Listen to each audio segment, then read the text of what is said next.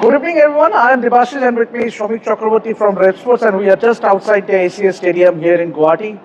Just a few moments back, the first display got over. Obviously, bad light came into effect, but South Africa, after winning the toss and batting first, posted 247 for 6. India, I would say, made a great comeback in the third and final session, picking those crucial 4 wickets. Mm, First up, Shomikda, your assessment of the wicket after all the controversy that erupted at Eden Gardens. Chalk and cheese, Devashish, chalk and cheese. Eden Gardens and this ACS Stadium pitch, chalk and cheese. The fact of the matter, this is a proper test pitch. This is a very good test pitch. This is a proper test pitch. Spin will come into play from date 3 onwards. The bounce is true. The batsmen could play on the up. Good bowlers like Kuldeep still could get patches. That is pure skill set. That is pure craft. And India have that bowling wherewithal. And they should trust the team management under Gautam Gambhir. Should trust the bowling. And this is an eye-opener for the Indian team management.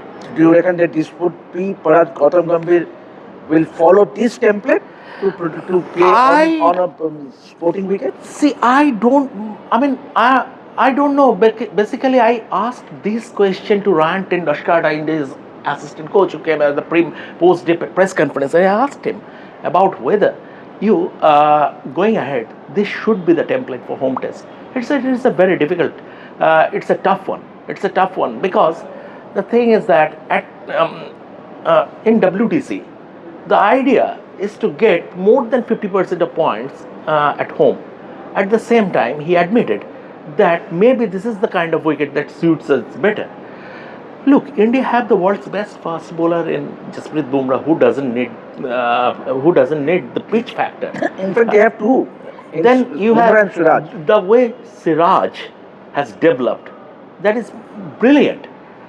You have a world-class spinner like Kuldeep Yadav. You have a world-class all-rounder like Ravindra Jadeja. So all combined, you need to trust your bowling unit a bit more. And it was such a good day of cricket for everyone, given that we saw India's resilience to start with when the wickets were not falling, the 82-run opening stand, followed by Babuma and Kristen Stubbs, 84 runs for the third wicket. But India were resolute. They are not giving away too many runs. And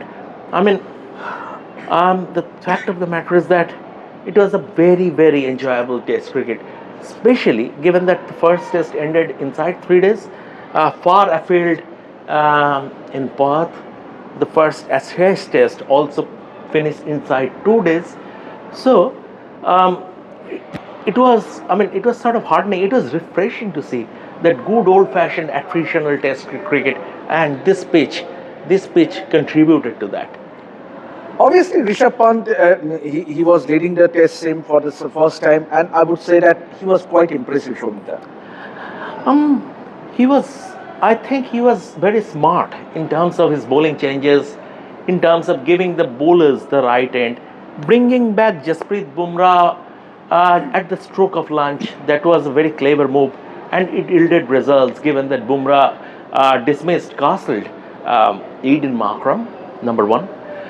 Then, starting off straight away after tea, before lunch, I beg your pardon because the intervals are a bit different here. After first 2 hours, it's a tea break for 20 minutes, and then the after second session is lunch. So there would be, from our part, there would be some sleep-ups. So please bear with us. The fact of after tea break, from the media end, he straight away started off with Kuldeep Yadav. And that's because Tristan Stubbs were batting. Tristan Stubbs is someone you don't associate him with test match batting. He plays with hard hands. He's basically a white ball player. He has worked hard on his defensive technique, on his on his mindset. But at the end of the day, Kuldeep will always score over him. Eventually, he scored over him. That 3-over spell, I think it should have been a bit longer, 6 over maybe. But that apart, Rishabh Pant on his captaincy debut, he never looked to be under pressure. He was, I mean, he gave the senior players the due respect. He, I mean, he sort of requested Jasprit Bumrah to give that pep talk, that team talk. KL Rahul was very much involved. Everything combined, it was a good day for. Absolutely. It was a good day at the office for Rishabh Pant. Finally, Shomita, do you think that South African batters, especially Didorji, he just missed a trick by not taking that new ball? Yeah. Because obviously that actually undone his, and he was quite frustrated while walking back to the pavilion. Exactly, I think he missed a trick. South Africa missed a trick. They're nice boys, a very good bunch of boys, very likable, very lovable. But this is professional cricket. This is attritional, and they should have resorted to gamemanship, a la Jack Crawley. They should have resorted to gamemanship.